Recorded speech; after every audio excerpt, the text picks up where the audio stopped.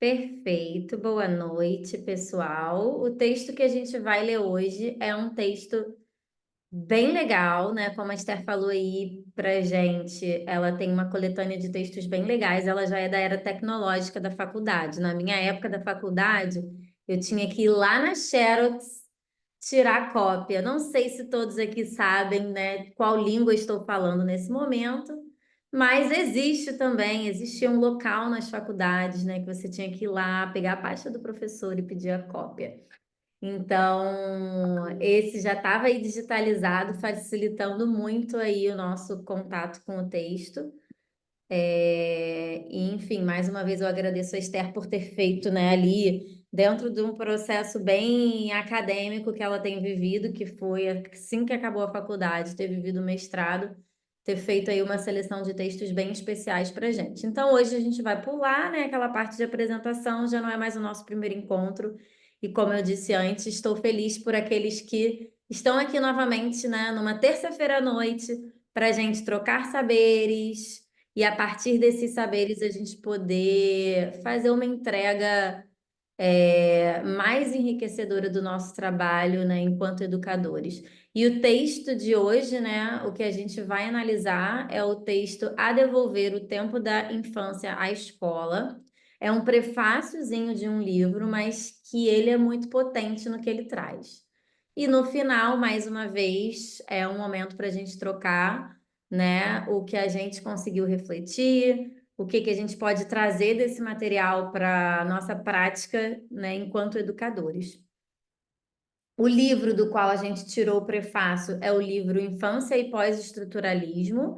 Esse livro ele foi organizado pela Anete Abramovics, eu acho que é assim que se fala, e Gabriela TB ou Tebet, eu não sei falar o nome dela não, mas eu já vi vários vídeos, ela tem uma repercussão legal também nessa área da educação. E esse livro é o resultado, né, de um conjunto de encontros e pesquisas promovidos por grupos de pesquisadores em torno dos temas da criança, do bebê, da infância e dos estudos da infância, ou seja, tudo a ver com o tema que a gente escolheu para trabalhar aqui no nosso grupo de estudo nesse mês de agosto, que é a infância, as infâncias. E aqui neste prefácio e nesse livro a discussão é sobre analítica pós-estruturalista e pós-colonialista, e a gente vai falar um pouquinho sobre isso, com o intuito de combater o colonialismo e o racismo que habitam as estruturas sociais e as subjetividades, de maneira a forjar resistências e produzir diferenças de toda a ordem. Da mesma forma que a gente fez na semana passada, eu acho que esses textos de começo, né, esses textos sobre os quais a gente faz esse grupo de estudo nascer, são textos que não trazem respostas, mas trazem perguntas para o educador. Perguntas de uma estrutura fundamental para a gente refletir o nosso dia a dia e refletir o nosso cotidiano como escola, né, enquanto escola. Então, são aí textos por conta disso, da ordem mais filosófica. Falando aí, contextualizando aí, o que que é esse termo pós-estruturalismo, e aqui ele se refere, e eu espero que a Esther consiga voltar aí da tarefa que ela tá, porque ela vai falar bem de alguns autores aqui, que eu sei que incorporaram bastante, que ela incorporou bastante a temática deles Estou no escrevendo aqui, mas estou ligada, faltam no só alguns mestrado dela, e exemplos. ela vai ter até mais propriedade do que eu, mas eu consigo definir esse tópico, né, do pós-estruturalismo para vocês também. É uma corrente teórica que surgiu aí na metade, segunda metade, né, do século XX, fazendo aí uma crítica ao estruturalismo, especialmente na França. Opa, deixa eu aceitar alguém aqui. Enquanto o estruturalismo buscava entender as estruturas subjacentes dos sistemas culturais e linguísticos, o pós-estruturalismo ele questiona a ideia de que essas estruturas são fixas ou universais. Então, em vez disso, ele enfatiza a instabilidade dos significados e das identidades, que são vistos como contextuais e dependentes das relações de poder e de linguagem. E aí, os principais teóricos dessa corrente são Foucault, Jacques Derrida e Gilles Deleuze, né, que estão entre os principais nomes associados a essa corrente do pós-estruturalismo. E aí, né, como principais teóricos nessa corrente, eles rejeitaram essa noção de verdade objetiva, né, ou de uma realidade essencial. E o que eles defendem é uma realidade que é moldada por discursos, por práticas sociais e múltiplas interpretações, que são sempre possíveis. Então, esse pós-estruturalismo aí desafia certezas e explora a complexidade dos fenômenos sociais e culturais. Esther, eu sei que a sua linha Exatamente. teórica ela é É. inspirada aí no Deleuze, estou errada? Não, tá certa, E que certíssima. você trabalhou um pouco os textos de Foucault, então, se você quiser dar uma contextualizada nessa corrente do pós-estruturalismo, eu acho que você pode trazer aí. Historicamente, né, como a Camila falou aí, na segunda metade do século XX, a gente teve uma efervescência política muito intensa, principalmente na França ali, depois dos atos de 68, né, estudantis. Então, as universidades francesas foram centros de debates muito intensos do olhar da própria ciência. Então, se antes desse período a gente tinha uma ciência muito positivista, né? Que olhava ali para as estruturas da sociedade como modelos únicos a serem seguidos, que seguiam ali, inclusive, uma linearidade na produção desse conhecimento. Esses autores eles vieram de uma contracultura política e teórica. Então, eles vieram ali para romper com essa ideia de linearidade científica, inclusive, e propuseram ali uma série de revoluções, né? Tanto que Deleuze tem vários livros a respeito dessas micro-revoluções, que ele chama até de revolução molecular. Na verdade, é um outro texto dele junto. Mentira, é um texto do Guattari, que é um outro autor que escreve bastante junto com Deleuze. Então, de revoluções que são feitas em oposição a essa linearidade do pensamento, né, da ideia do pensamento. Então, Deleuze, por exemplo, ele tem um texto escrito a quatro mãos, né, com o Guattari, que funda ali a esquizoanálise, que é hoje uma abordagem mais clínica, né, da psicologia clínica, mas que tem ali também as suas bases na análise institucional, que essa, por exemplo, é uma abordagem que eu utilizo bastante na escola, que é o antiédipo. Esse livro, ele pega três marcos da sociedade e vai debatendo ele, né? Que são o marxismo, a psicanálise e o cristianismo, se eu não me engano. Mas ele vai debatendo ali essa linearidade e vai propondo uma outra forma de pensar a partir desses motes. Então, é isso, assim, o pós-estruturalismo, ele movimenta a sociedade nessa produção de pensamento, ele propõe uma outra, é, mais dúvidas do que certeza, né? Uma outra forma de olhar o mundo. Então, num geral, o pós-estruturalismo se apresenta assim. E temos Walter Corran, né, que é um filósofo, ele é argentino, nascido em Buenos Aires, mas é professor titular da UERJ, então ele talvez hoje se veja mais brasileiro, né? Mais carioca do que argentino. Cientista da FAPERJ e da UERJ também. Foi presidente do Conselho Internacional para Investigação Filosófica com Crianças. Publicou mais de 100 trabalhos em periódicos especializados em vários países e organizou mais de 50 livros, né? Coordena ali desde 2007 o projeto de extensão em escola pública, Encaixas a Filosofia em Caixa, né? Ele gosta dessas brincadeiras com o português, né? O tempo A todo. língua de origem dele é o espanhol, mas ele gosta dessas brincadeiras com a língua portuguesa. E ele É, faz uma brincadeira até no título desse prefácio, né? sim, sim. Vamos E citar. projetos de pesquisa interinstitucionais com universidades nacionais e internacionais. Faz parte ali de orientações de monografia, mestrado, doutorado, pós-doutorado, bom saber. né? Bacana a gente Pode também procurá-lo lá. conhecer.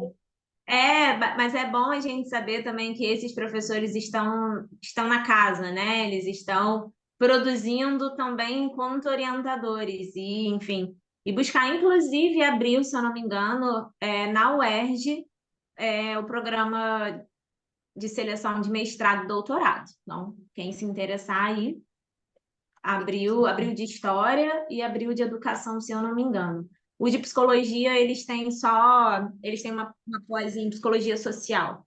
Então, não necessariamente é voltada para a educação, mas as pós estão aí para ser feitas também, gente, para desbravar a universidade. E É. seus livros estão publicados em castelhano, português, francês, italiano e inglês. Então tem Então, um. ele é um educador, né? E escreve o prefácio do livro, que se chama A Devolver o Tempo da Infância à Escola. E é infância, e eu escrevi ali criança. Mas a brincadeira aí que ele faz já está ali, né? A devolver a infância à escola e o tempo da infância à escola, né? Ele brinca com essa questão de tempo, mas quando a gente devolve o tempo para a escola, a gente já está devolvendo a ela, né, o seu personagem principal aí no caso, né? Que é a própria criança, é esse tempo da infância.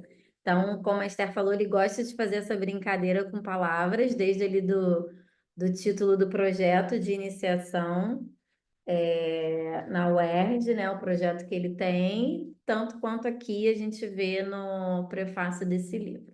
Deixa eu só corrigir ele logo, né, gente? A pessoa tem toque. E é isso, a gente vai falar disso hoje. O texto, quem conseguiu ler, provavelmente começou já se pegando assim numa surpresa muito grande. Eu me peguei, porque enquanto pedagoga, estudei pedagogia, e nunca tinha ouvido falar na possibilidade do termo escola, derivado aí do grego escolé, ter qualquer conexão com tempo livre. Eu já fiquei assim, oi, eu estou lendo alguma coisa errada. Como assim tempo livre?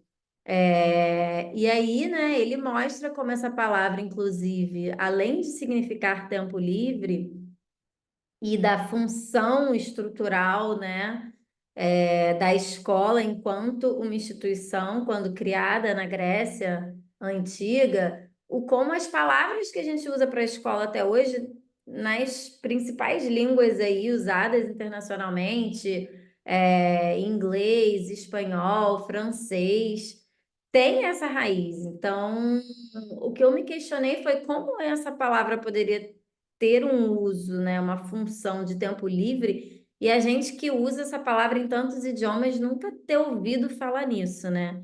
E ele vai narrando um pouco do como isso se perdeu. Além desse tempo de escola, ele traz a ideia, né, do tempo que a gente conhece como Cronos e de Aion, que também foi um outro termo usado para tempo, que eu desconhecia até então. Mas, e você vai lendo a construção da ideia que ele traz nesse pequeno prefácio, e as coisas vão fazendo logo muito sentido, né? Então, enquanto Cronos, ele vai se direcionar a um tempo que é mais linear, e que se a gente pensar que também é muito importante, né? A gente conseguiu marcar esse encontro aqui hoje à noite, às 8h30 de terça-feira, porque a gente vive num Cronos, senão a gente não se encontraria aqui. Então, a ideia não é desprezar esse tempo Cronos, mas é relativizá-lo em algumas circunstâncias. Então, definindo aí Cronos, né, é um tempo linear, cronológico, que pode ser medido e que tem aí muita associação com a produtividade. Sim, estamos aqui também produzindo algo, produzindo um conhecimento. Portanto, sim, o Cronos também é algo muito legal. É um tempo que é dominante na escola moderna, apesar de não ter sido a ideia, né, o tempo que fez com que a escola antiga tivesse surgido na Grécia Antiga. Então, é um tempo onde essas atividades são planejadas e organizadas de maneira sequencial, controlada, com foco em resultados e ou objetivos. E aí ele contrasta com a ideia do tempo originado da palavra grega aion, que é um tempo qualitativo, vivido, presente, bem característico da infância. Aion é um tempo mais subjetivo, que não pode ser medido ou controlado, pois ele é experienciado de maneira intensa e plena. Corran, no texto, né, ele sugere que a escola deveria permitir mais espaço para esse tipo de tempo, devolvendo à infância o direito de existir dentro do ambiente escolar.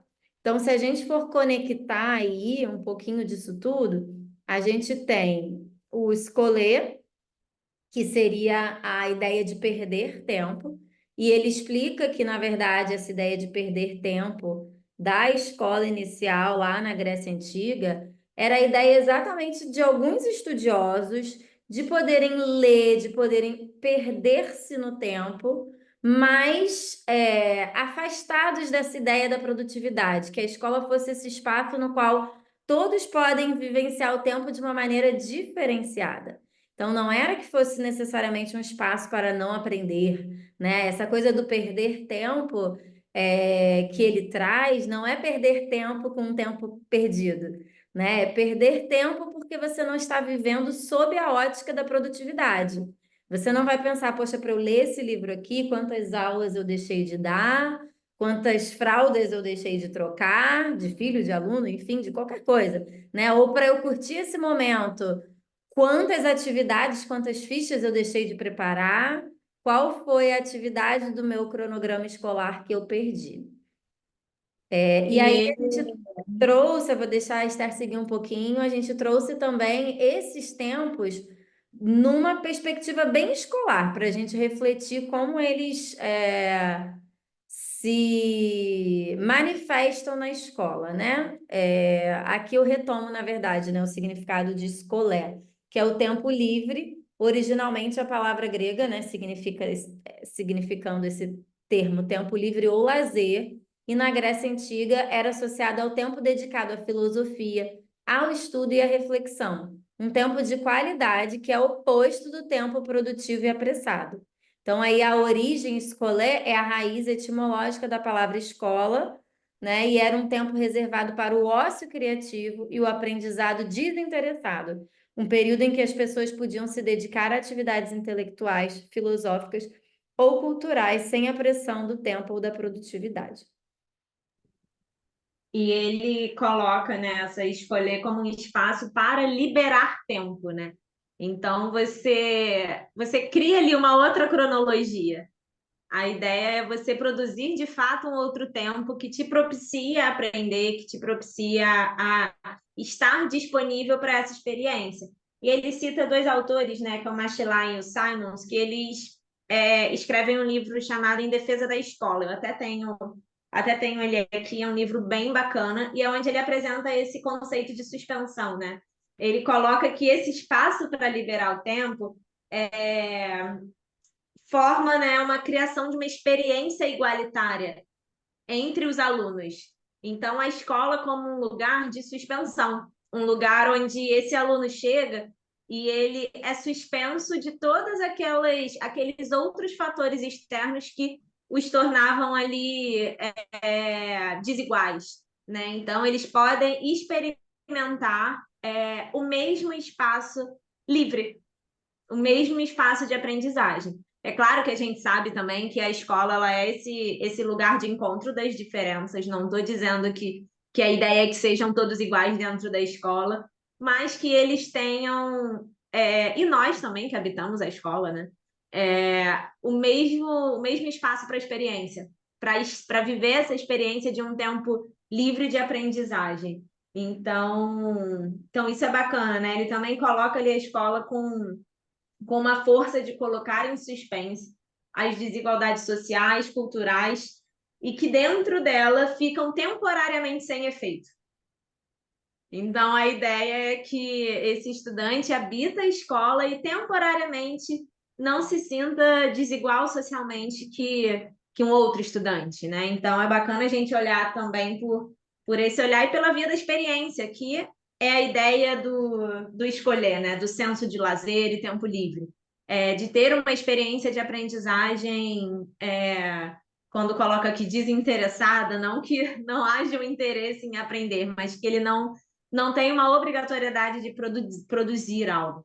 Então, isso é interessante. E aí ele vai traçando que essa escola, com essa ideia, vem sendo capturada por um outro tempo, que é o Cronos, e se transforma em uma anti-escolher.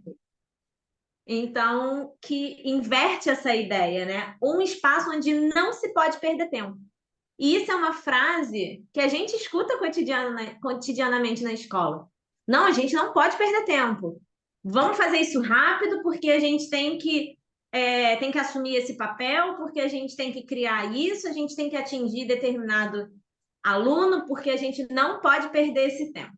Então, o Cronos, ele também não está necessariamente na linearidade do tempo, como a Camila colocou, que é o tempo cronológico que permite que a gente esteja aqui se organizando para estudar, né? O Cronos, ele funciona para isso também. Mas quando ele coloca o anti-escolher,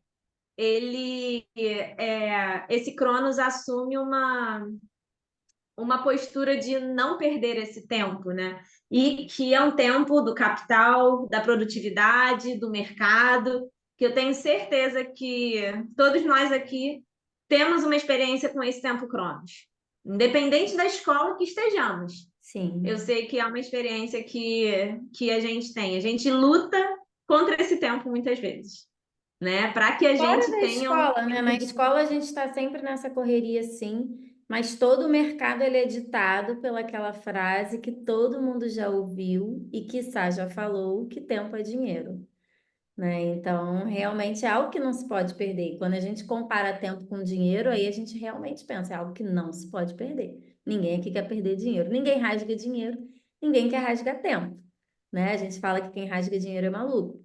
Então, quem rasga tempo seria maluco também, né? Então, é essa contradição do Cronos com o escolher, que na verdade gera aí o anti-escolher, que ele vem criticar, né? E eu assisti, na verdade, esse texto, esse livro, ele foi produção de algum debate, algum congresso, alguma coisa que agora eu já me perdi, mas isso foi estudando durante a semana. Não me lembro assim a data, nem, enfim, mas foi uma grande discussão e eles geraram alguns artigos que constituíram a coletânea do livro. Mas se vocês entrarem na internet, pesquisarem sobre esse livro e tal, vocês vão ver algumas falas desse congresso, né, que gerou aí a proposta desse livro, e o próprio Corran falando um pouco, né, e ele fala bastante disso, né, que o Cronos não tem nenhum problema. É um tempo completamente necessário à vida humana, é um tempo que organiza. E aí, quando a gente pensa no Cronos na escola, ele também não é algo completamente ruim, né? Na escola aí, por exemplo, né, como está nesse slide que a gente destacou, ele pode ser manifestado através dos horários fixos. E é claro que quando a gente pensa em algo fixo o tempo todo, isso é ruim. Mas um pouco de horário fixo também organiza, né? A questão da gente ter um bloco para cada disciplina, e aí a gente poderia gerar várias questões, várias discussões em relação a isso. Poxa, tem uma quebra, assim, uma ruptura de tempo. Acabou a aula de matemática, agora vai ser aula de história. Por que que precisa ser assim? Por que que deveria ser assim? E a ideia é a gente trazer essas discussões mais para frente, mas de qualquer forma a gente não pode negar a importância de ter um tempo para a matemática, de ter um tempo para a história ou para trazer essa interdisciplinaridade. Então ele deixa bem claro a importância desse tempo linear também, né? A gente quer muitas vezes maximizar a nossa eficiência. Até que ponto esse é um desejo lícito? Esse é um desejo que faz sentido dentro desse espaço que foi gerado inicialmente como um espaço para suspensão do tempo, suspensão das desigualdades, para ir ali contra a produtividade. E a partir de que ponto essa maximização da eficiência e da produtividade passam a ser o anti-escolher, naquele sentido de que aquilo realmente está pesando para o professor, para o educador, para a criança. Então, ele, quando ele discursa em vídeos, né, em outros textos, pequenos textos que eu consegui coletar para ler na internet ao longo dessa semana, enquanto eu pude me debruçar um pouquinho desse tema para poder dividir aqui com vocês, ele deixa bem claro que isso não é nenhum problema. Né? Eu, enquanto coordenação, eu não posso, de jeito nenhum, não ter um calendário, não ter um cronograma, não ter um tempo dedicado para conversar com a Esther sobre um aluno, ou para falar com o professor, e que aquele tempo seja só dele, e que eu possa escutá-lo, ouvi-lo, mas ele traz a gente para refletir exatamente esse limite, no qual o Cronos ele passa a ir contra o tempo normal da criança, que aí ele contrapõe com a ideia de Aion. Deixa eu E é passar. legal assim, como ele constrói a ideia do passado, presente e futuro em Cronos, né? Que o Cronos não é o tempo do presente. Ele se atém ao passado, ao que já foi feito, inclusive um passado que diz respeito à própria escola e um futuro. O futuro ao qual esse passado preparou esse aluno, né? O futuro que dá o sentido do que foi feito no passado. Então, para onde esse aluno vai? Geralmente, esse futuro é relacionado a fora da escola, né? Então, ele levanta até a ideia ali de uma preparação para a universidade, né? Ele traz bem sutilmente, mas ele traz essa questão também, né? De Se a gente que tivesse estudado o texto junto, Esther, nada mudava, porque não ter. Eu viro a página, olho para o meu grifo e é exatamente o ponto que você comenta. E eu imagino que esteja e é sendo engraçado que ele vice-versa, comenta né? isso em uma frase. Ele Oi? não faz, ele não faz um grande debate sobre a preparação, sobre uma crítica de uma escola que só prepara para o futuro, né? Que não se atém à experiência presente da escola. Ele não faz um grande debate sobre isso, ele escreve uma frase que faz a gente refletir sobre o tempo presente, que é onde Cronos não está, né? Esse Cronos capturado aí não está. Então, é apenas o passado e o futuro. Já a Ion, né, que diz Heráclito, ser o tempo da infância, ele é um tempo da intensidade, a intensidade do tempo na vida humana. Então, Ion Ion, né? Imagino que seja Ion. A gente Tem não um fala acento grego, aí. né? Mas não, pois é, eu tenho essa limitação. Pode ser que um dia aí eu aprenda, tá, gente? Mas ainda não sei. Então, ele é o tempo da arte, da brincadeira, do pensamento. Ele é o tempo presente, ele é o tempo dessa experiência suspensa. E talvez aí venha a minha análise, ele seja o tempo da experiência em si. Porque se a gente constrói uma experiência, no caso de aprendizagem, que se atenha só ao passado, só ao que foi construído por um aluno ou por nós, e ao futuro, ao que a gente pode ganhar com isso no futuro, a gente não curte a experiência da aprendizagem, né? E aí eu falo curtir no sentido de se preocupar de fato com o processo, de valorizar esse caminho, né? Onde estamos hoje, como a gente vivencia a escola no hoje, como o nosso aluno está vivenciando essa escola hoje, né? Qual é a experiência que ele está tendo? Como é essa experiência? Então, Aion para Heráclito é uma criança que crianceia, brinca. Aion é um reino infantil. E quando a gente observa, né, as crianças brincando no momento de intervalo ali, talvez seja o momento que a gente consiga mais experimentar esse Ion, né? E isso é uma experiência que eu adoro ter. De olhar, de ficar ali Legal. olhando cada brincadeira, olhando sabe, as minúcias dessa brincadeira, olhar aquele correr despreocupado. E como essa brincadeira, ela também é constitutiva daquele sujeito, daquele ser, né? Ela também faz parte dessa experiência de se tornar um sujeito no mundo. não só preocupada com aquele futuro, né? Essa é a sacada. Não é uma brincadeira, ela é uma brincadeira com intencionalidade, mas ela não é uma brincadeira que a criança tenha a intenção ali de, não, com essa brincadeira eu realmente vou me tornar alguém no futuro. Não, ele já é alguém ali naquela brincadeira. Ele pode ser, inclusive, muitos alguém, né? Isso aí a gente pode até conversar mais para frente sobre Esse algumas coisas. agora é algo que o Cronos, ele realmente não permite a gente viver, porque se a gente for olhar para essa linearidade, eu tenho o que passou, o que está por vir e agora já foi, já passou. Agora já foi, já passou. Agora passou. Então, assim, como o Cronos não permite essa vivência, essa experimentação do momento presente, que é esse agora, que agora ó, já passou de novo. Né? Então, Ion, né? E quando eu gosto de ler esses textos e quando eles trazem essas reflexões do grego, porque a gente consegue distinguir as coisas com uma clareza maior, né? A gente podia estar só falando aqui, existem 3 tipos de tempo, mas quando a gente dá nome às coisas, tudo fica mais compreensível, né? E por isso que eu gosto quando eles trazem esses termos da origem, porque a gente consegue realmente distinguir. Se a gente chama da mesma coisa, parece que é a mesma coisa.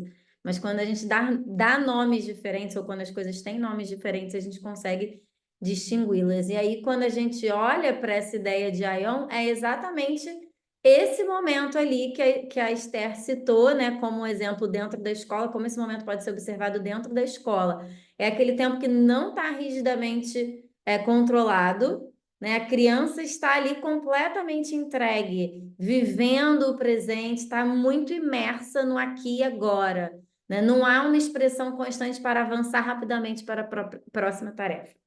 Então, acho que essa aí é a essência desse termo. E o próprio escolé na escola, será que a gente vive em algum momento?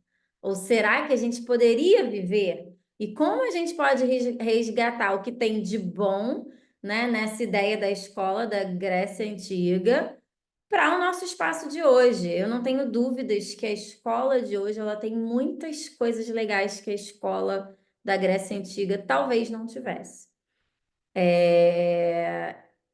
Legais, não vou dizer nem melhores, porque eu acho que seria injusto fazer esse tipo de comparação.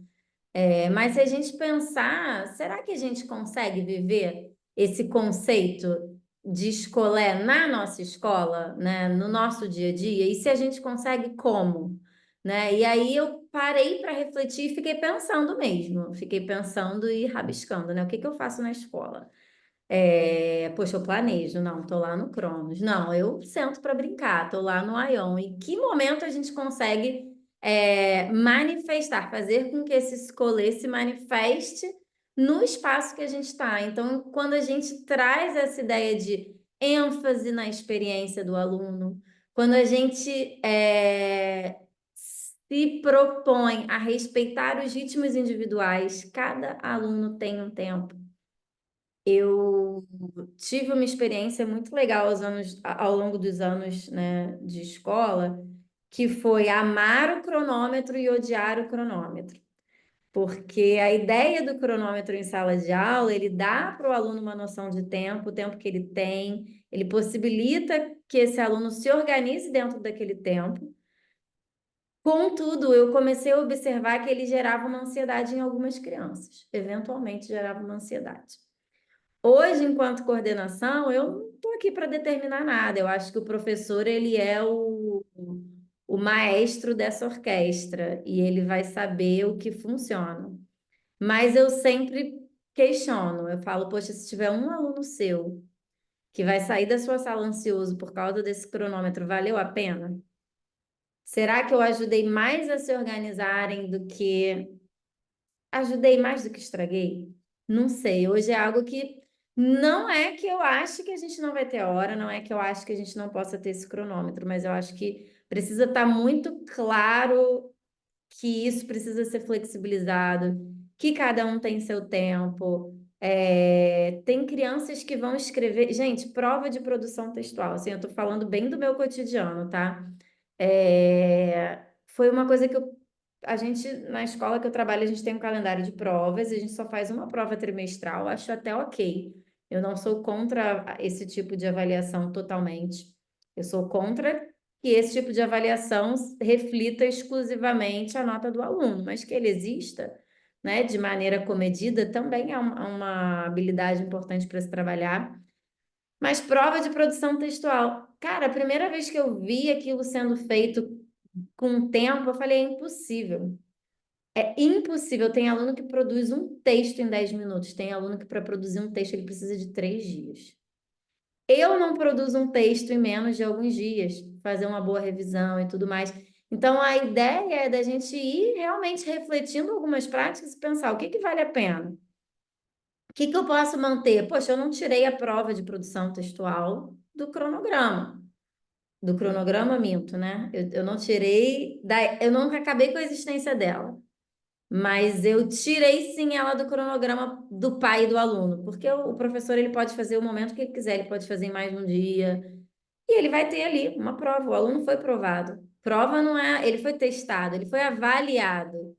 Mas a gente precisa começar a relativizar esses termos dentro da escola, né? Porque chega um determinado momento que eles começam a produzir sentimentos desagradáveis. E é aí que essa linearidade ela passa a ser desprezada. A gente precisa colocá-la em suspensão, né? Nessas situações. E voltando aí à ideia de trazer esse escolé, né? Momentos que a gente possa contemplar, refletir. Isso é possível. Vamos sair para observar, né, os animais do jardim. E o que que a gente encontra? E quanto tempo a gente observa aquela formiguinha trabalhando lá na educação infantil para a gente poder tirar alguma conclusão científica que seja ou não sobre ela? E assim, os nossos alunos não estão nesse tempo de contemplação, de espaço de tempo livre, autônomo. Eu tenho certeza que se a gente se propuser a colocar esse tempo de contemplação amanhã, as crianças vão entrar em Isso, amanhã. parafuso. Eu tenho certeza. Se a gente propor ali, ó, gente, vamos lá. É, vamos sentar aqui, eu quero que todos deitem e olhem as nuvens. Vai todo mundo me dizer algumas características do que vocês viram. Não sei, dá para trabalhar um monte de coisa. Se a gente for pensar até em conteúdo, dá para trabalhar um monte de coisa deitando e olhando a nuvem. As crianças não, se isso, sabe, elas não vão. Elas também estão vivendo num tempo extremamente cronológico, no sentido capturado ali de Cronos, né? Elas também têm essa percepção. Então, as crianças, isso eu percebo nos próprios atendimentos às famílias. Tem criança que não tem tempo livre entre a escola e em casa, que por vezes eu preciso falar, poxa, deixa um tempinho livre. O ócio não é um grande problema. Deixa também a criança descansar, porque a criança às vezes sai da escola, vai para natação, vai para dança, vai para o reforço escolar, né? Vai para tudo, chega em casa às 11 horas, come, dorme, no outro dia tudo de novo. Então, as crianças também estão nessa lógica, não só na escola. Então, se a gente puder produzir uma escola mais escolher, né? Escolher que traga esse tempo livre e autônomo de alguma forma. Se a gente puder quebrar o tempo um pouquinho nesse sentido, eu acho que a gente vai ter muito ganho lá na frente, né? A gente vai produzir algo nas crianças que talvez elas lembrem para o resto da vida delas, desse tempinho que elas tiveram. E dá para trabalhar muita coisa nesse sentido, né? Não é perder tempo, né? É produzir um outro tempo. Talvez seja isso. E já encaminhando para o final da análise do texto, né? Ele, ele coloca uma ideia interessante, né? Que ao invés de escolarizar cada vez mais a educação infantil, é preciso infantilizar os outros segmentos. Se a gente olha para a educação infantil hoje com uma programação muito intensa, e eu vejo isso acontecer muitas vezes, até assim, em processos, vamos lá, o grande resultado da educação infantil, entre muitas aspas, seria o processo de alfabetização. Tá ali no finalzinho da educação infantil, as famílias já estão ensandecidas querendo a criança alfabetizada. E sabemos hoje, assim, que temos escolas que se propõem a alfabetizar na educação infantil, mesmo que esse não seja ali, inclusive pela própria BNCC, né, o principal objetivo, não é, não deveria ser. Mas a gente sabe que muitas crianças pulam essa etapa, pulam a etapa de experimentação, as etapas de hipótese, o fortalecimento da mão, o entendimento do mundo, né, enquanto base para se entender uma escrita ou começar a ler e escrever. Então, a gente sabe que existe um forte olhar para a educação infantil, para escolarizar ela cada vez mais. E aí me pego pensando assim, né? Onde a gente abandonou o termo jardim de infância? Né? Quando a gente abandonou esse termo? Nem. Aí eu tô provocando aqui mesmo, acabei de pensar isso, tá, gente? Já Porque abandonamos é o um termo jardim e interessante. junto com ele estamos abandonando a infância. Pois é. Estamos querendo que as crianças abandonem, né? Isso é uma dor que gera, assim, na verdade, porque, cara, ler esse texto para mim foi bem chocante, assim. Todo dia desde que eu li, por menorzinho que ele seja, toda vez que eu me pegava olhando para o tempo, opa, porque a gente está sob essa lógica. Uma vez que a gente está sob essa lógica, fica muito difícil a gente sair dessa lógica e a gente permitir que o outro também saia dessa lógica. Então é assim, é aquela coisa do cachorro correndo atrás do rabo e nunca alcança. Mas é um pouco daquilo que a gente discutiu também no texto passado, né? A gente não está aqui nesse momento para falar de respostas dadas, ou para resolver todos os problemas da escola ou da humanidade. A gente está aqui para problematizar as realidades, né? Uma vez que a gente se propõe a pelo menos refletir, a gente consegue desestruturar isso um pouco. E eu e a Esther, a gente ficou pensando muito assim, quando a gente tem a pergunta certa, ela é muito mais valiosa do que quando a gente tem a resposta certa. E por conta disso, a gente pensou também em perguntas que a gente pudesse trazer para a gente discutir aqui sobre esse texto, que pudessem talvez ser, né, essas perguntas corretas. O nosso objetivo é que a gente possa sair daqui se fazendo perguntas corretas, né? Muito mais do que dando respostas necessariamente corretas, até porque essas respostas elas vão depender muito dos contextos, os contextos das escolas que vocês trabalham, das crianças com quem vocês vivem. Tem criança, sim, que tem pressa para alfabetizar, né? Eu estou botando pressa aqui com aspas, porque se a gente pensa numa escola que tem menos investimentos financeiros, que tem um compromisso menor com o currículo, a gente pode pensar em alunos de quinto, sexto ano que não estão alfabetizados. E é fácil a gente questionar esse tempo, né, e dizer que é importante a gente não ter pressa na educação, em nada, uma vez que a gente está, de repente, numa escola mais privilegiada, é o meu caso. E a gente começa a pensar, né, que a gente está ali num espaço mais privilegiado, que os pais querem ver resultados. E aí, poxa, vamos suspender esse tempo. Mas e a importância daquele tempo, né, poxa, para um aluno de quinto ano que não está alfabetizado ainda?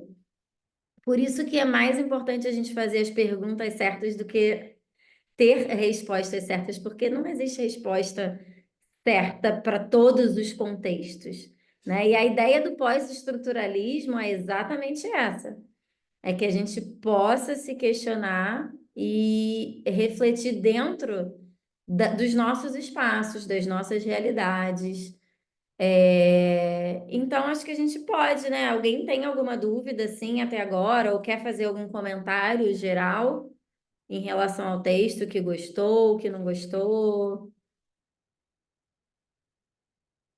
Senão, a Ah, gente vai talvez eu para as me perguntas permita diretas. falar, então. É, Pode.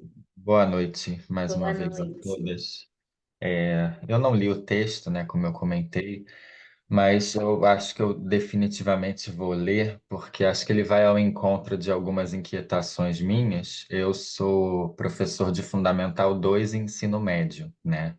Então, eu sou formado em biologia, e aí eu fiz a especialização no ensino de ciências, o mestrado em educação, estou fazendo doutorado na área de educação ambiental, e eu sempre tenho a sensação de que quando eu me encontro com pedagogos e pedagogas, eu aprendo bastante e eu sempre fico, sei lá, inquieto em relação a essa produtividade, a essa eficiência, que no Fundamental 2 e no ensino médio são muito fortes. E assim, eu observo uma ansiedade nos alunos e uma relação um pouco pragmática com o conhecimento, porque eu acho que eles se veem forçados a ter essa relação pragmática, porque são muitas disciplinas, muitas provas, muitas demandas. E aí, assim, você entender a educação como experiência, como um meio para chegar a um fim, não a um fim em si mesmo, são coisas que eles não conseguem captar, porque também a gente está dentro de um sistema que não fornece isso, que não possibilita isso. Isso eu vivo principalmente na escola particular onde eu trabalho, né? E na escola pública eu vejo esse outro extremo que vocês comentaram agora no final, né? Então eu tenho alunos de nono ano, inclusive, que não têm uma autoestima em termos de leitura. Então, para eles, eu já penso que a frase conhecimento é poder vai ser muito importante, porque esse conhecimento, por questões principalmente assim, familiares e sociais, é, esse conhecimento não foi ofertado ou não foi treinado. Então, acho que eu só queria mesmo fazer esse comentário de que esse texto ele parece ser bastante potente em termos de inquietar a gente, né? Enfim, obrigado pela apresentação. Imagina, que bom que você ficou com vontade de ler o texto. A ideia é essa mesmo. E é um texto que vale muito a pena mesmo. Acho que você usou a palavra certa. Ele é potente nas inquietações que ele gera. E Bom, são algum... 5 só. Oi? Dá pra... São cinco E são folhinhas, isso. É bem, bem curtinho. mais alegria, né? Você olha assim, ah, ele é rápido. Que bom também. Ele é... agora. Agora. Agora. Eu fiquei com isso na cabeça porque eu vi um vídeo do Corran fazendo isso. E eu, caraca, na hora que ele fez, eu fiquei assim, passou. Agora passou. Isso ficou preso na minha cabeça, cara. Eu nunca mais vou esquecer. A Esther, se não me engano, você chegou, Esther, a sugerir esse vídeo no último e-mail? Eu posso sugerir aqui no final. Eu coloco aqui para vocês depois. Não, a gente pode até mandar no outro e-mail A também. gente pode botar no e-mail, mas eu posso colocar no finalzinho aqui no chat também. Mas enfim, né? Como a gente estava falando aí de boas perguntas, né? Eu acho que a gente consegue tirar muitas coisas. E a ideia é da gente pensar aí um pouquinho juntos nas práticas escolares que a gente vive. De que forma a estrutura rígida de Cronos na escola atual impacta o aprendizado das crianças? E como podemos criar espaços para Ion e Escolé em um contexto onde o tempo é tão limitado? Perguntas para vocês falarem aí um pouquinho com a gente.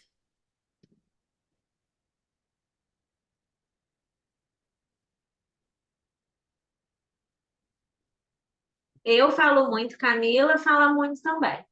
Se deixar, a gente fala até a hora acabar, Eu mas falo, eu não, falo. quero ouvir vocês, é. Nicole quer falar que eu sei, eu já vi na carinha dela. Posso falar assim, eu fico tímida. É nada. eu convidei a Letícia, que está participando do outro encontro, desse encontro também. Oba!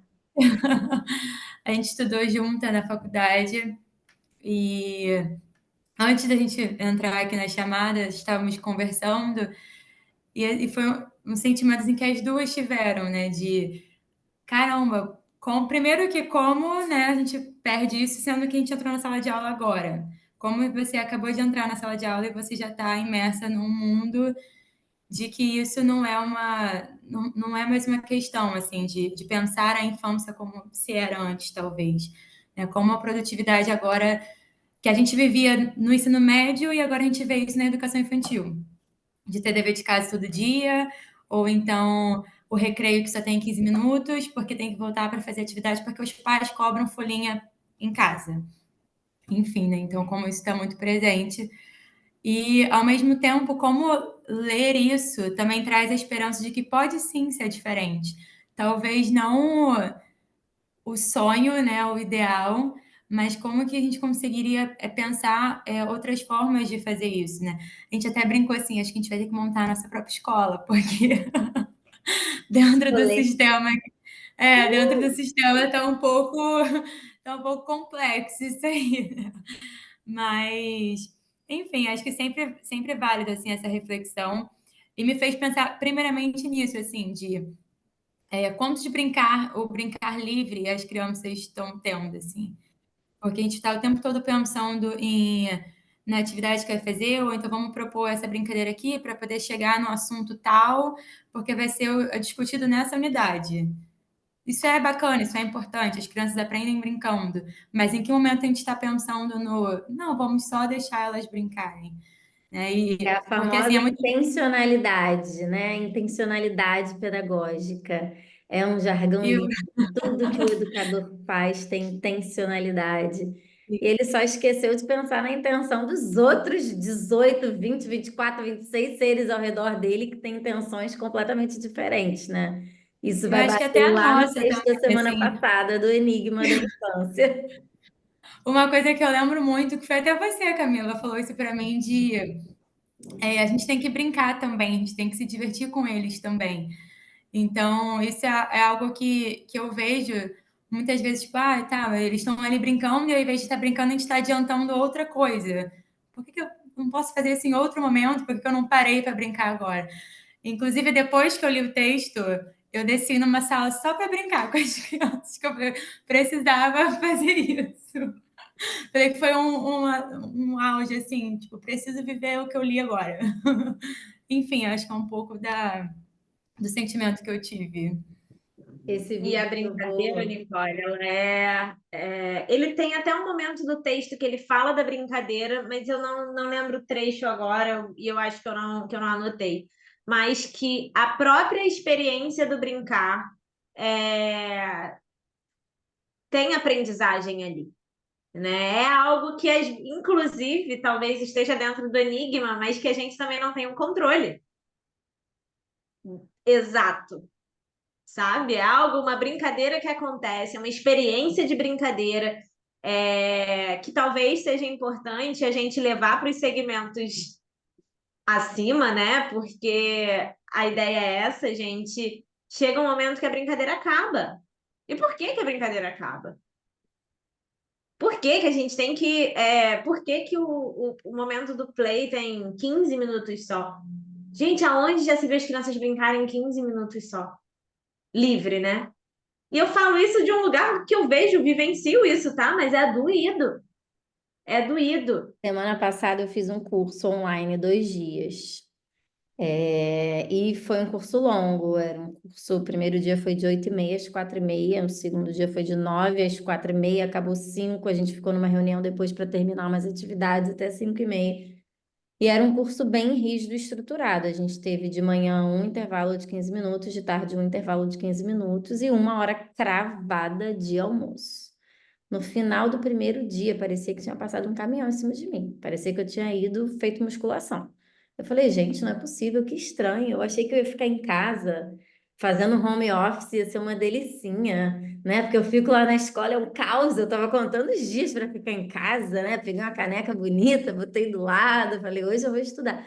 Gente, eu saí tão cansada, os intervalos de 15 minutos eu achava cruéis, não dava tempo de eu passar a manteiga no meu pão, de eu assar o salgadinho, de eu botar...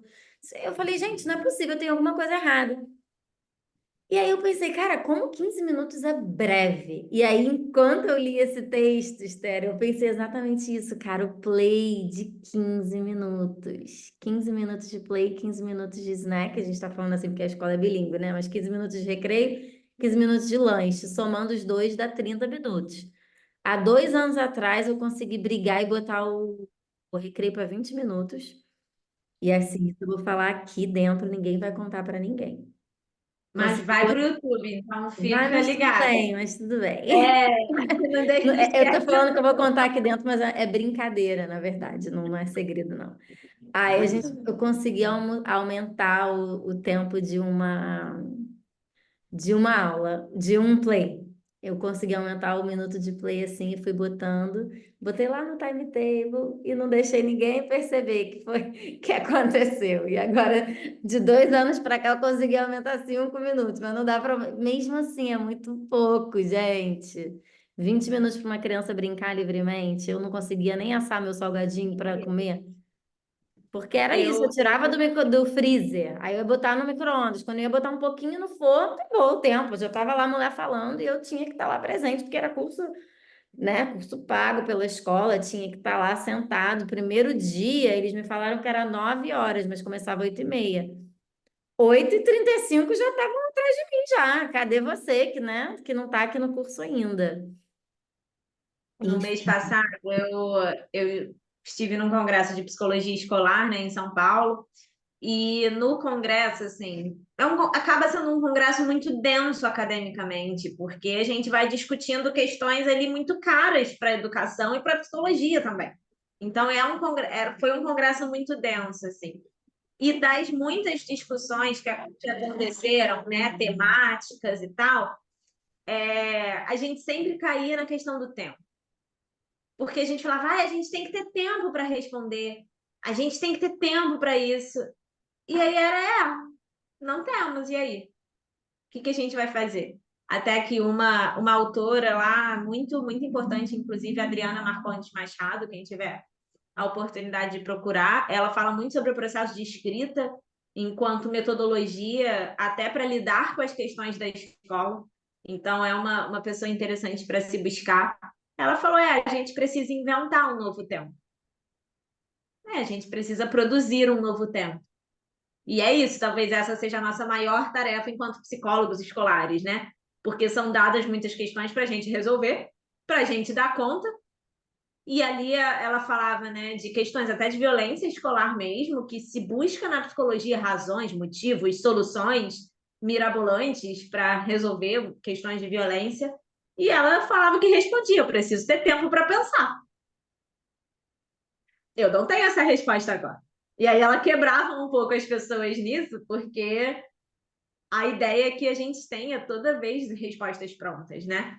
E aí, talvez essa seja uma tarefa nossa. A gente precisa criar tempo, não só no Cronos, como a Camila fez, que ela abriu ali no Cronos 25 minutos de play para as crianças, mas de tentar no cotidiano produzir um novo tempo. Eu tive uma experiência há algumas semanas de fazer uma party time, uma hora da festa na sala. As crianças estavam bastante agitadas, tinha uma criança específica bastante agitada também, pedindo party time. E aí a professora não queria dar o party time porque tinha um monte de coisa para fazer. Mas faltava 5 minutos para o play. Eu desliguei a luz, anunciei que ia ter o party time. Falei, vai ter o party time. Agora eu quero todo mundo dançando. E tivemos muitos minutos de party time, 5 minutos, porque logo depois as crianças também viraram e falaram: ok, beleza, acabou o party time, vamos todo mundo pro play. E eu dancei, felizmente, com todas as crianças. E curti bastante o party time deles, né? A hora da festa deles. Então, a gente tem que produzir um novo tempo também, né? Faz parte ali do nosso cotidiano e talvez essa seja o nosso maior desafio e uma grande tarefa para a gente. Mas estou falando, se deixar, eu vou tagarelar. Então, Vamos seguindo aí também, quero ouvir vocês.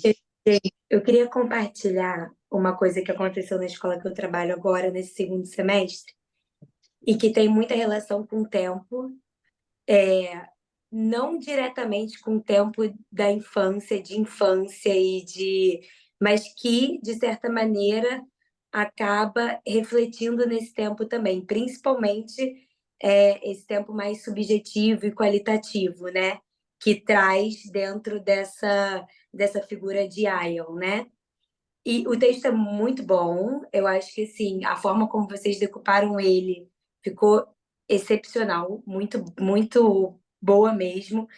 E lá na escola, por exemplo, a gente tem formas de comunicação, mas uma das principais, apesar de não ser institucional, era o WhatsApp, né? Então, assim, é aquela coisa mais prática da gente se comunicar e, pum, já sei o que quer, já sei para onde vai e tudo mais. E a escola decidiu, nesse segundo semestre, cortar o WhatsApp at all, assim. Tipo, não teremos mais o WhatsApp como meio de comunicação. E imediatamente ficou assim, né? Todo mundo um pouco, ai meu Deus, mas e aí? Que às vezes você tá pegada na sala e aí você manda aquele WhatsApp, tipo, gente, preciso de uma ajuda rápida, por favor, um help aqui na A02, aquela coisa que a gente já sabe desse tempo de escola. E ficou aquela coisa de, bom, vai funcionar, não vai funcionar, onde a gente vai chegar com isso, né? Quantas bombas vão explodir até que isso comece realmente a ficar mais efetivo. E foi o oposto, assim, sabe? E foi muito engraçado que quando eles anunciaram isso no retorno, eles botaram uma imagem que não sei quem tem referência do filme Toy Story, mas era tipo Buzz Lightyear, tipo, uau, que máximo, vai ser tudo de bom, e o Woody mesmo, tipo, meu Deus, agora acabou para todo mundo e estamos ferrados. E aí tem assim, né? Tem o chat Google, que aí a gente fala ali, mas mesmo assim são coisas muito específicas, e aí tá muito assim dividido por grupo sério, é uma coisa que não dá para você comunicar com tantas pessoas ao mesmo tempo. E é isso, e assim, na hora mesmo de preciso falar, eu vou lá e é face to face. E a gente vai tentar subverter de alguma forma. Então, assim, eu sei que isso é um sistema, né? E principalmente pensando no Cronos, assim, é muito maior do que as instituições, né? Esse sistema linear, cronológico e de medidas exatas, assim, é muito além disso. Mas eu acho que, assim, de repente, dentro da instituição, você consegue modificar um pouco a lógica de alguma maneira. E aí, algo que a gente via como urgente, quando a gente não tem aquilo em mãos para resolver aqui e agora, você vê que não era tão urgente assim, sabe? Isso tem sido assim uma experiência muito positiva. E além disso, eu acho que sim, você estava falando dessa coisa de não ter a coisa na hora, de a gente de repente levar um pouco para o travesseiro, né? E digerir um pouco mais esses novos formatos.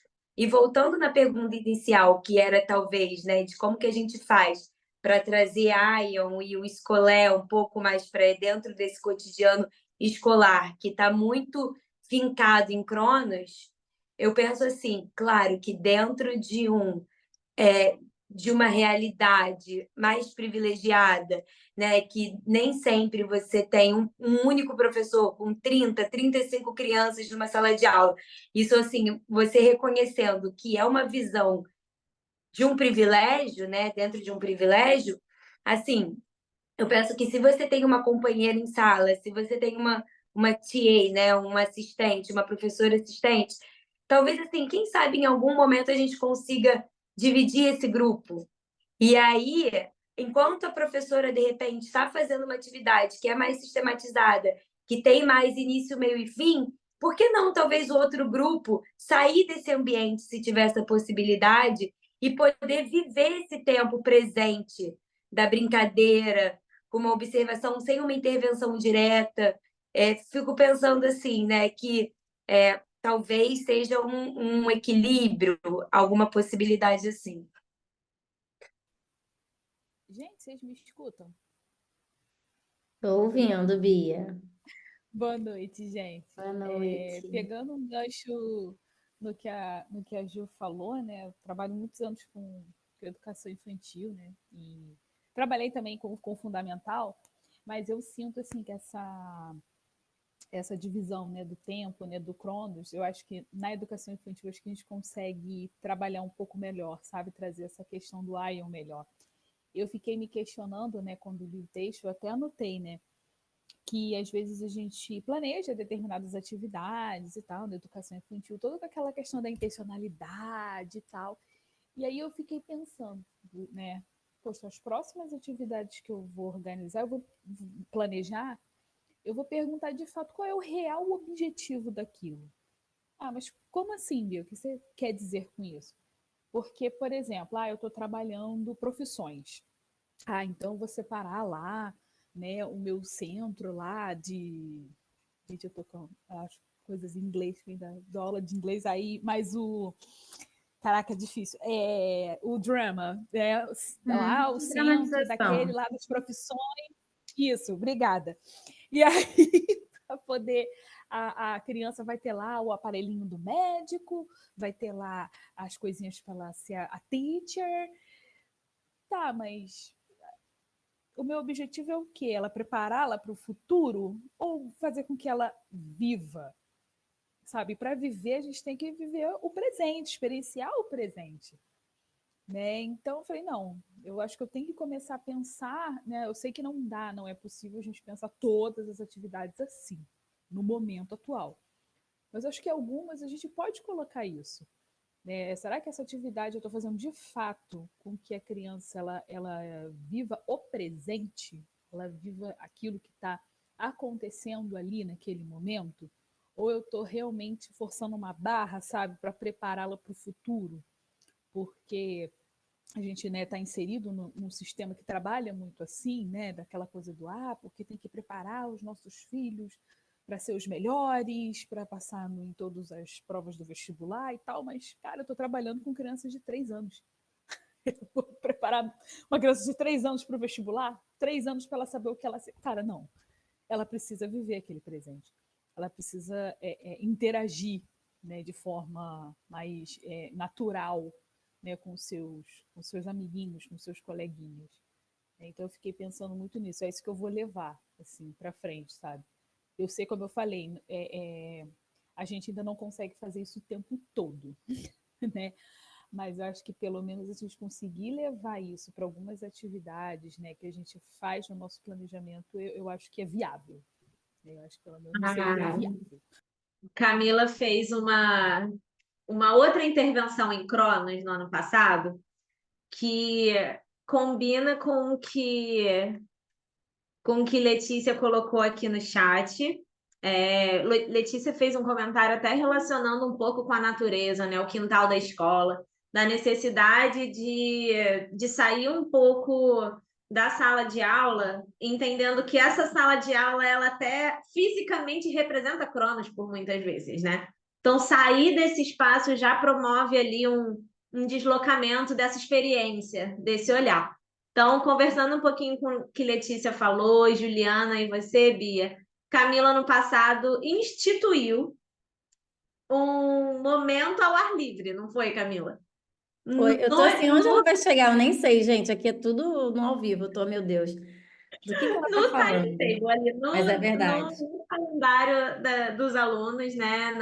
Usei Na o graduação Cronos dos ao alunos, meu ela favor, colocou. a favor das crianças. Exatamente. Então, também é uma forma, né?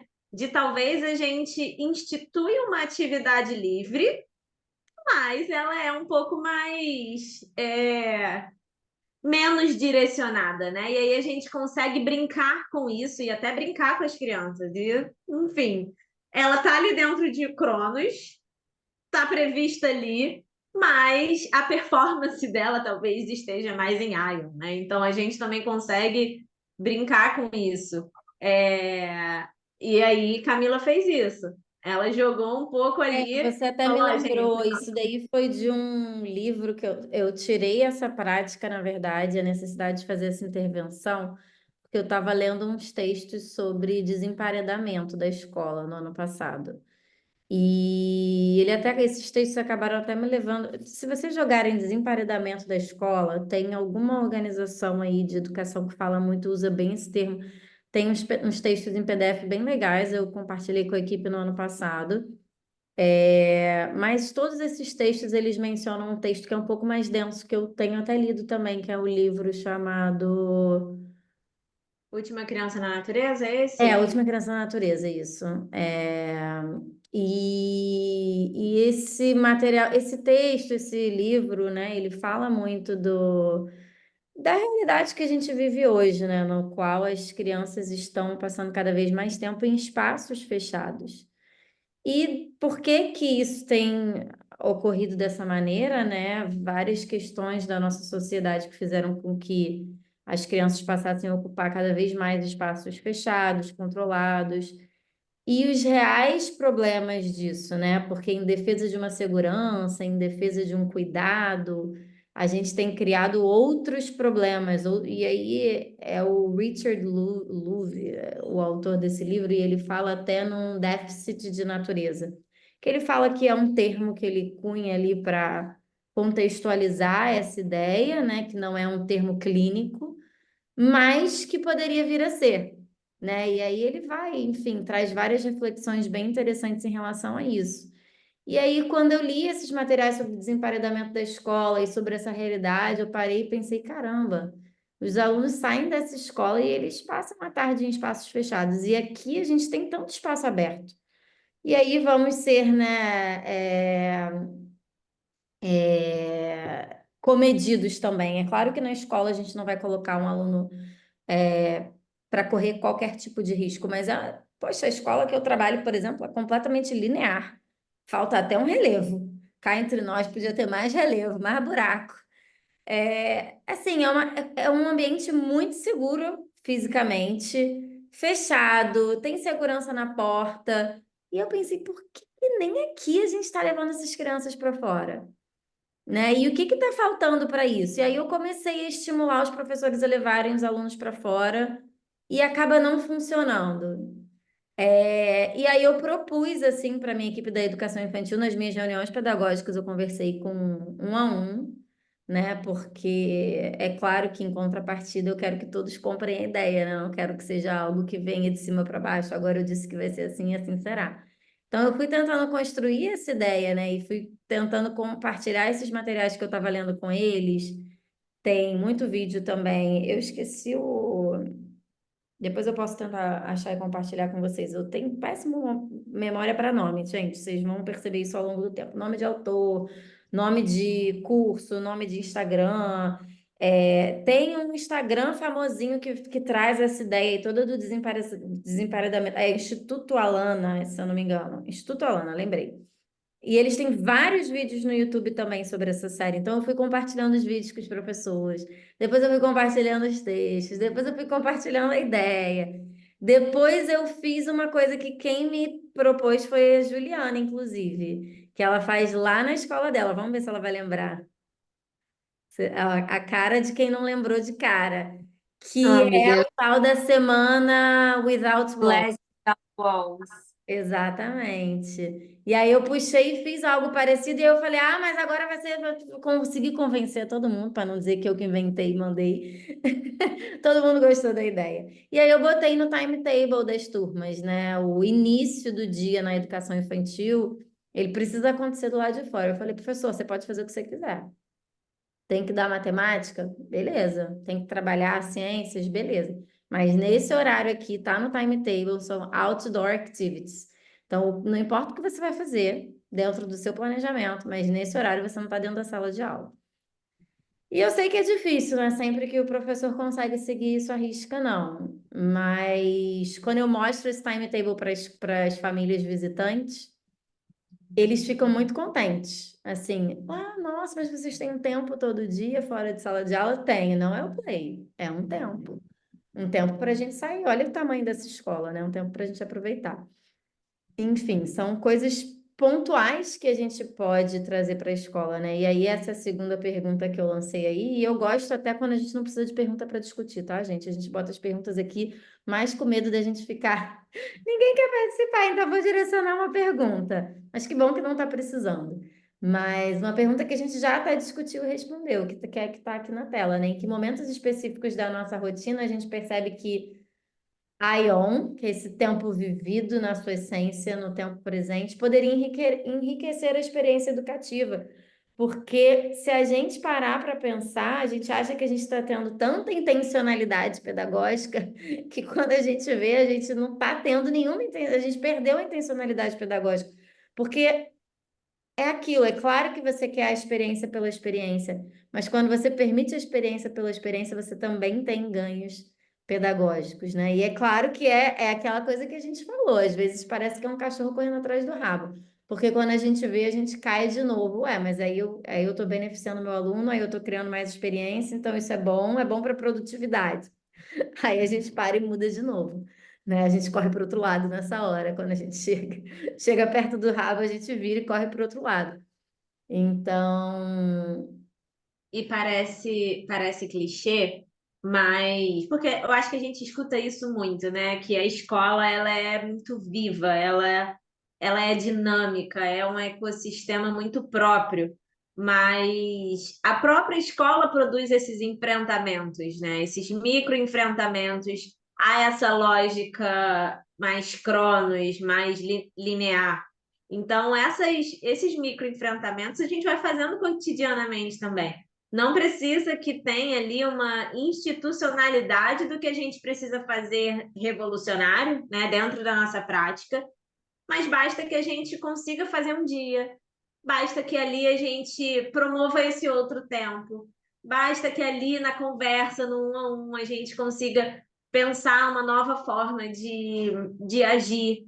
Então, a própria escola ela tem a sua forma de enfrentar esse formato mais mercadológico do Cronos, né? E aí a gente vai também inventando. Só que a gente já pensou em várias práticas que a gente pode colocar no dia a dia e não só refletir, mas botar em prática. Então a gente consegue também pensar nessas micro-revoluções, né? Nesses micro-enfrentamentos que a gente vai fazendo cotidianamente. e aí diante disso, né, diante dessas reflexões que a gente trouxe sobre a teoria e sobre essa teoria dentro da nossa prática, eu acho que a gente pode, assim, concluir esse texto com essa pergunta, né? O que significa devolver o tempo da infância à escola? E aí, lembrando que na versão, né, realmente do texto, ele coloca entre parênteses, ele coloca o tempo da, né? Então, na verdade, o que significa devolver a infância à escola? Né? E como nossas práticas pedagógicas atuais podem estar privando, ou como a modificação dessas práticas podem promover esse tempo, essa vivência, essa experiência no presente, no aqui e agora, o tempo de contemplação, o tempo de reflexão, o tempo livre, o tempo de brincar, o tempo de ler sem pressa, sem necessariamente a intenção da produção. E o como, quando a gente até se afasta um pouco, né, dessa intencionalidade da intencionalidade, dessa intenção de intencionalidade o tempo todo, a gente pode estar sendo até, na verdade, trazendo algo positivo para essa pedagogia, algo que vai sim se constituir como conhecimento para esse aluno, porque é através da experiência que a gente cria conhecimento. E a gente sabe, né, a gente fala muito na pedagogia e muito fora da pedagogia também, isso é conhecido mundo afora, aquele diagramazinho das experiências, né, e de como a gente absorve o conhecimento, que é um triângulozinho. E aí em cima a gente tem lá ler, ouvir, a gente tem atitudes passivas do estudante, né? Ele só está ouvindo, ou ele só está lendo, ou ele só está vendo. E como as atitudes da base dessa pirâmide, que são as atitudes de discussão, de reflexão, de contemplação, de pergunta, de pensamento, de conversa, como elas, por fim, acabam criando até um conhecimento mais sólido. Então, assim, a gente às vezes acaba buscando uma produtividade maior, mas isso faz com que a gente passe por um caminho que a gente está sendo contraproducente. Que a gente não pode gerar experiência significativa na infância com a aceleração que a gente tenta promover. É uma coisa contraditória. Essa aceleração ela não favorece a absorção de um conhecimento mesmo, né? Algo genuíno, informação. O tempo todo tá por aí afora, a gente pode buscar em qualquer lugar, cada vez mais experiências significativas que vão transformar, que vão realmente gerar memória afetiva, emocional e que vão ser significativas, né, para essa criança, para essa infância. E assim a gente pode devolver esse tempo, devolver a própria infância para a escola, porque a gente só pode viver essa infância, a gente só pode experimentar essa infância dentro desse tempo, né? Dentro do Aion, dentro do escolher, dentro a infância, ela não convive nesse cronos que a gente convive. A gente vê, a gente vai andar com uma criança pela rua, gente, a criança para toda hora, né? E mais uma vez, eu tenho duas filhas, mas ainda aqueles que não têm, vocês têm alunos. Quantas vezes vocês formam uma fila para ir para voltar para a sala e aquela fila não chega, aquela fila se parte 3 vezes, 4 vezes. Porque é o aqui e agora, é a formiga que passou, é o balão que estourou, é a bola que correu, é o visitante que entrou na escola, é o aluno da outra turma, é a borboleta azul, é a goteira na parede. É tudo, menos aquele lugar que você está tentando levá-los, né? E às vezes, de tanto a gente tentar levá-los para algum lugar, a gente não leva eles para lugar nenhum. E eles não podem viver, eles acabam sendo privados, né? Dessa experiência. A ideia dessa noite é a gente poder ficar com essa reflexão e ressignificar aí na nossa prática esse tempo da escola. A gente saiu hoje, eu, a Esther, de um evento de ciclo de matrículas. A gente está em agosto. E eu não faço aqui uma crítica de verdade negativa em relação a isso, né? É um tempo da escola se preparar para receber esses alunos no ano que vem. A gente está pensando no material didático, vai permanecer o mesmo, não vai? Né? São processos que precisam acontecer. E, mais uma vez, tudo bem, planejamento é importante, organização do tempo é importante, viver nesse cronos é importante, mas que a gente não perca ao longo da nossa semana, né, a essência do tempo dessa infância e que a gente não roube deles o que é deles, né, o que é da infância, que a gente não roube o tempo que é só deles. E aí eu vou mandar para vocês aqui no chat. Eu vou deixar um videozinho assim para a gente ver rapidinho, que é do Walter Corran também. Não é o vídeo que eu vou mandar aqui no chat sobre o tempo, porque eu acho que a gente já discutiu bastante tempo. É um outro que também deixa uma discussão legal, uma ideia legal na cabeça para gente. Mas vou colar esse outro aqui, que também tem umas reflexões dele bem legais. E é isso, gente. Alguém quer completar? Camila, pelo tempo, colocar o link desse vídeo também, porque a gente já bateu 1h30. 10 horas. Vou deixar o link. Semana passada eu prometi que eu não ia passar A de 10 gente horas. prometeu que ia terminar 10 Gente, mas eu horas. não imaginava que esse de hoje ia passar de 10 horas. Não vi passar. Não, vou deixar os dois então. Então vamos fechar só com essa frase que tá E aí, ó. que bom, porque o vídeo ele entrou ali estrategicamente, porque a gente pensou que o texto era muito curto, e aí a gente pensou ali no tempo, será que o tempo vai ser curto? A gente colocou o vídeo ali como um SOS. Mas eu acho que a gente Foi. pode deixar ali no chat. São vídeos bem legais. Eu ouvi na academia. Eu deixei no YouTube na academia ouvindo no fone de ouvido. Então, É foi bem bem legal. Vou botar esses outros dois, então a gente fecha só com esse grifo mesmo, gente. A questão é que Cronos, essa sequência sucessiva, irreversível e consecutiva de movimentos que a escola empenha-se em sacralizar, não só não é o tempo da ciência, mas também não é o tempo da vida, e muito menos o tempo da infância. Então vamos devolver o tempo da infância à escola. Vou passar o vídeo. Deixo aí para vocês de novo, deixa eu ver o link da avaliação do encontro, só porque a gente quer saber de vocês, assim, o que que vocês estão achando, e a gente quer sugestão de texto, e a gente quer que vocês tenham espaço para contribuir. Esse mês a gente já tem uma coletânea de textos, mas a gente vai, né, a gente tem a intenção de voltar outros meses, voltar outras semanas, da gente poder se encontrar numa frequência legal, que a gente possa, né, se reunir aqui.